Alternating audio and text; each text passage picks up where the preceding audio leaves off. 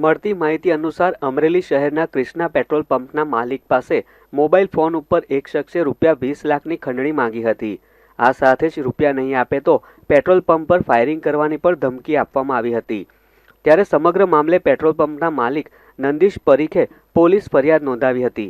કાયદો અને વ્યવસ્થા સામે સવાલો ઊભા કરનાર ખંડણીખોરને ઝડપી લેવા પોલીસે કાર્યવાહી હાથ ધરી હતી, જેમાં ખંડણી માંગનાર અમરેલી શહેરના મછિયાણા વિસ્તારમાં રહેતા કુલદીપ વાળા નામના શખ્સની પોલીસે ધરપકડ કરી કાયદેસરની કાર્યવાહી હાથ ધરી છે।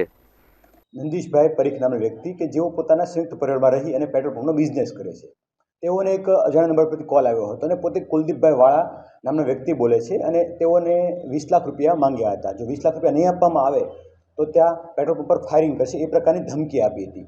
આ અન્વયે સિટી પોલીસની ટીમ દ્વારા તપાસ કરવામાં આવી હતી અને આ નંબર જે ફોન આવ્યો હતો એ વ્યક્તિને સુરતથી ટ્રેસ કરી જે કુલદીપ નામનો વ્યક્તિ છે કે જે નાના માછીવાડાનો રહેવાસી છે તેમની ધરપકડ કરી છે। ધરપકડ કર્યા બાદ તેમના કોર્ટમાંથી રિમાન્ડ મેળવી હાલ રિમાન્ડ હેઠળ છે અને કાયદેસરની કાર્યવાહી હાલમાં ચાલુમાં છે।